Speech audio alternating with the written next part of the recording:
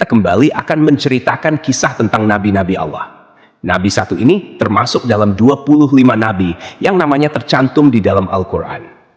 Kisahnya sangat menarik untuk disimak, karena setan bahkan sampai iblis turun tangan pun tak sanggup untuk menggoda manusia pilihan Allah Subhanahu wa Ta'ala ini. Ditambah lagi, nabi ini seringkali dikait-kaitkan dengan tokoh Buddha. Banyak yang beranggapan bahwa beliau adalah sosok Siddhartha Gautama yang menjadi pendiri dari agama Buddha. Untuk itu, di video kali ini, kita akan membahas tentang kisah Nabi Allah Zulkifli alaihi salam. Assalamualaikum warahmatullahi wabarakatuh. Sobat beriman yang dimuliakan Allah. Alangkah lebih baik jika sahabat sekalian bantu channel ini terus berkembang dengan cara like, komen, dan subscribe. Semoga kita selalu dalam keadaan sehat walafiat, dipanjangkan rezekinya, dan dimudahkan urusannya. Amin ya rabbal alamin. Nama Nabi Zulkifli disebutkan hanya 2 kali di dalam Al-Quran, yaitu di dalam surat Syad ayat 48. Dan ingatlah kan Ismail, Ilyasa, dan Zulkifli. Semuanya termasuk orang-orang yang paling baik. Kemudian di surat Al-Anbiya ayat ke-85. Dan ingatlah kisah Ismail, Idris, dan Zulkifli. Semuanya mereka termasuk orang-orang yang sabar. Meskipun Zulkifli tidak disebutkan secara tegas dalam Al-Quran bahwa beliau adalah seorang nabi, karena di kedua ayat tersebut nama Zulkifli disebutkan dengan pujian bersamaan dengan para nabi lainnya. Maka para ulama dan sejarawan menyimpulkan bahwa Zulkifli juga seorang nabi. Menurut pendapat dari Imam Ibnu Katsir, di dalam kitab Tafsir Al-Quran Al-Azim, beliau menegaskan bahwa Zulkifli adalah seorang nabi, utusan Allah Subhanahu wa Ta'ala. Alasan beliau, tidak ada seorang pun yang namanya disebut dalam deretan nama nabi-nabi, kecuali dia adalah seorang nabi. Akan tapi teman-teman, ada pula beberapa ulama yang menyebutkan bahwa Zulkifli bukanlah seorang nabi. Akan tetapi, beliau hanyalah seorang yang saleh dan adil. Di antara sekian banyak ulama yang berpendapat demikian adalah Imam Ibnu Jarir At-Tabari. Teman-teman, Zulkifli bukanlah nama sebenarnya. Itu adalah sebuah julukan atau nama kehormatan yang diberikan untuk seseorang. Di dalam kitab Ibnu Katsir, nama asli dari Zulkifli adalah Basyar atau Bashar. Disebutkan juga di sana bahwa Nabi Zulkifli adalah putra dari Nabi Ayub alaihi salam. Jadi nasab beliau adalah Basyar bin Ayub. Nasab lengkapnya adalah Basyar bin Ayub bin Amus bin Tawaf bin Rum bin Aish bin Ishak bin Ibrahim al-Khalil. Beliau hidup sekitar abad ke-16 sampai abad ke-15 sebelum Masehi dan diutus Allah Subhanahu wa Ta'ala kepada suatu kaum yang bernama Arami atau Amori. Kaum ini adalah bangsa Romawi kuno yang tinggal di wilayah sekitar Damaskus, Suriah, dan Yordania. Di sanalah Nabi Zulkifli melanjutkan tugas kenabiannya dari ayahnya, yaitu Nabi Ayub. Ini adalah pendapat dari Imam Ibnu Katsir.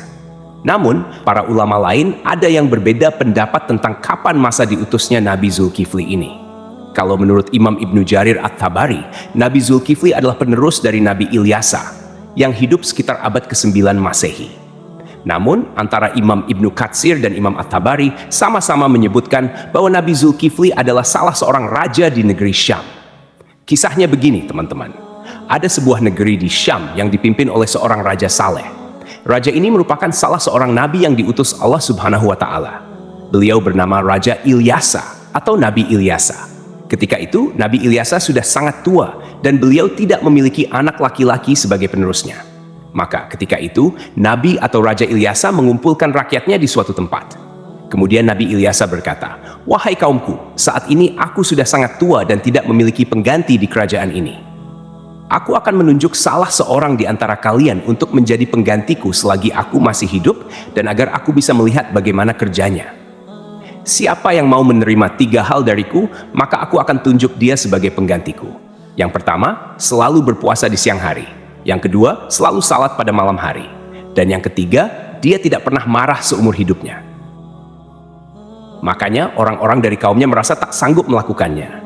Mereka pun saling tap-tap-tapan satu sama lain, berharap salah seorang di antara mereka ada yang tunjuk tangan. Namun, ditunggu beberapa lama, tak satu pun orang mau melakukannya ketika itu. Lalu, dari barisan belakang ada yang menyahut, "Saya, wahai Nabiullah." Suara itu berasal dari seorang laki-laki yang usianya masih sangat muda.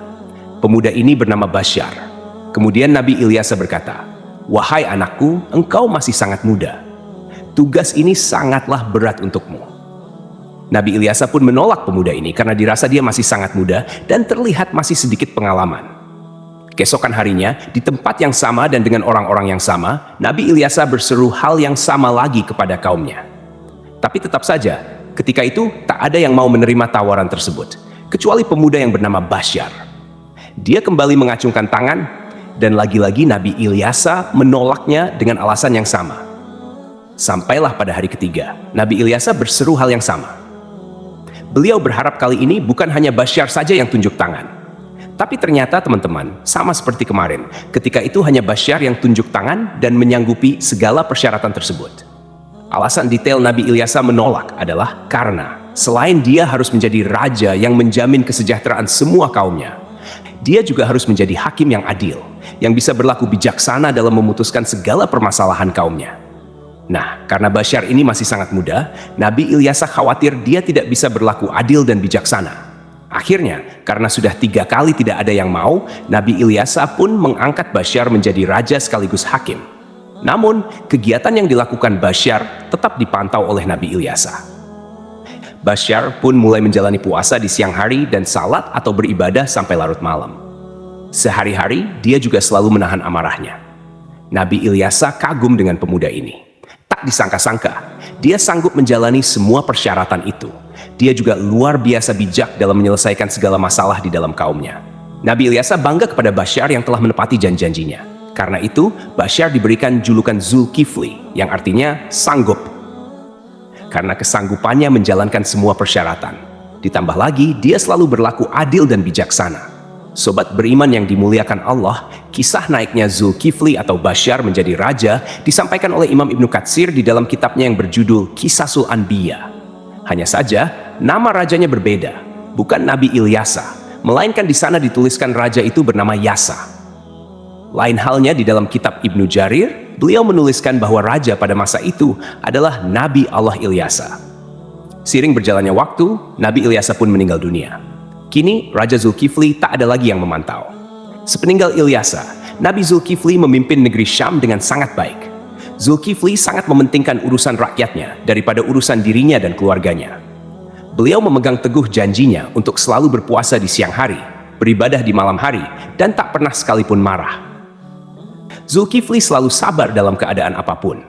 Di sisi lain, iblis melihat kesalehan dan kebaikan Nabi Zulkifli dalam memimpin rakyatnya, serta begitu kuatnya dia memegang janji.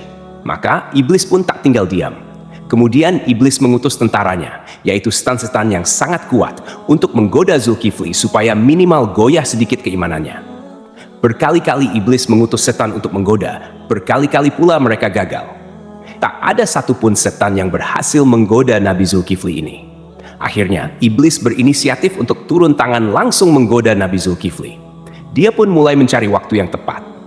Teman-teman, di dalam kerajaan Nabi atau Raja Zulkifli ini, setiap harinya beliau sibuk dengan urusan kerajaannya. Setiap hari, jadwal beliau dari pagi sampai siang adalah berangkat ke pengadilan di negeri itu untuk menjadi hakim dan menyelesaikan masalah-masalah rakyatnya. Kemudian, persidangan dilanjutkan kembali setelah beliau bangun.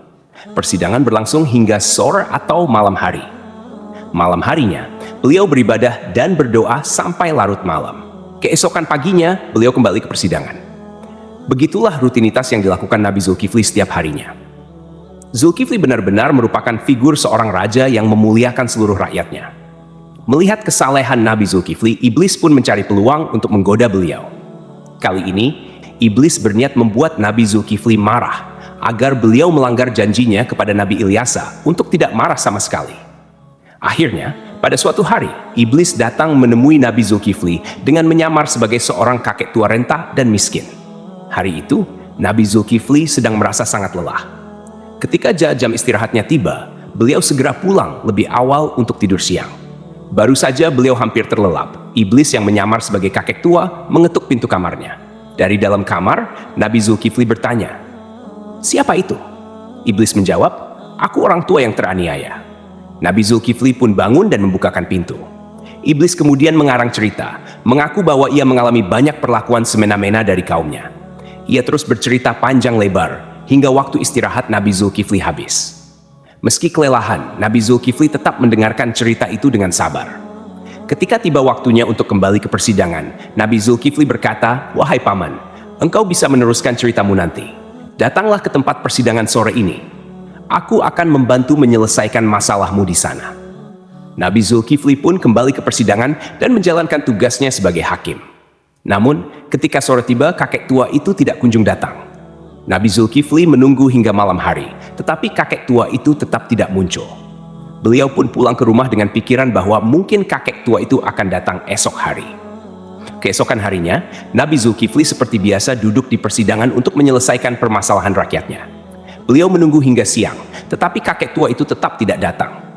Ketika waktu istirahat tiba, Nabi Zulkifli menutup sementara majelisnya dan pulang untuk tidur siang. Namun, baru saja beliau tertidur, kakek tua yang sama kembali mengetuk pintu. Nabi Zulkifli membuka pintu dan berkata dengan lembut, "Wahai paman, bukankah sudah kukatakan padamu kemarin, datanglah ketika aku di persidangan. Aku akan menyelesaikan masalahmu di sana." Namun, kakek tua itu kembali mengarang cerita, berbicara panjang lebar hingga waktu istirahat Nabi Zulkifli habis untuk kedua kalinya. Meski sangat lelah, Nabi Zulkifli tetap sabar. Beliau berkata, "Wahai paman, datanglah ke majelisku sore ini. Aku akan menunggumu di sana untuk menyelesaikan masalahmu." Kakek tua itu pergi dan Nabi Zulkifli kembali ke persidangannya. Karena tak sempat istirahat, beliau tampak sangat lelah dan mengantuk. Ketika sore tiba, Nabi Zulkifli mencari kakek tua itu di tempat persidangan. Tetapi kakek tua itu tidak datang lagi.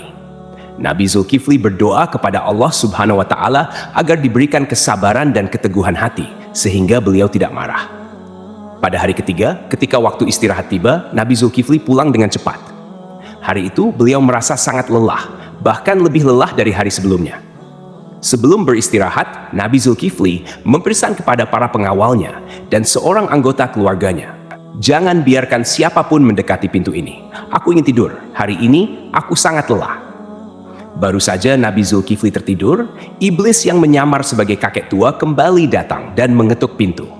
Namun, penjaga pintu dengan tegas berkata, "Hai paman, raja sedang istirahat. Beliau tidak ingin diganggu." Kakek itu berusaha memaksa masuk dengan alasan, "Aku sudah memiliki janji dengan raja untuk bertemu hari ini." Namun, penjaga tetap tidak mengizinkannya dan memintanya menunggu hingga waktu istirahat selesai. Iblis pun pergi, tetapi kemudian dia menemukan sebuah lubang di atas kamar Nabi Zulkifli. Melalui lubang itu, iblis memanjat dan masuk ke dalam kamar Nabi Zulkifli yang sedang tertidur. Iblis mendekati Nabi Zulkifli untuk membangunkannya, dengan tujuan membuat beliau marah. Saat terbangun, Nabi Zulkifli melihat kakek tua itu dan bertanya, "Hai paman, apa yang kau lakukan di kamarku? Bukankah aku telah menyuruhmu untuk menemuiku di persidangan?" Hampir saja Nabi Zulkifli marah, tetapi beliau menahan amarahnya dengan sekuat tenaga. Melihat Nabi Zulkifli tetap sabar, iblis merasa putus asa. Lalu iblis berkata, "Wahai raja, coba lihat aku. Apakah engkau tidak mengenali siapa aku?" Nabi Zulkifli memperhatikan lebih jelas dan berkata, "Engkau pasti musuh Allah." Kakek tua itu menjawab, "Benar, aku adalah iblis. Engkau membuatku tak berdaya dalam segala hal. Aku melakukan ini semua untuk membuatmu marah agar kau melanggar janjimu." Namun, iblis akhirnya menyerah karena tidak berhasil membuat Nabi Zulkifli marah. Lalu ia pergi meninggalkan kamar tersebut. Cobaan dari kaum yang menentang. Selain gangguan dari iblis, Nabi Zulkifli juga menghadapi cobaan lain berupa pemberontakan dari sebagian kaumnya. Beberapa orang dari kaumnya menentang kekuasaannya dan berencana menghancurkan kerajaannya. Mereka bahkan ingin Nabi Zulkifli turun dari jabatannya sebagai raja.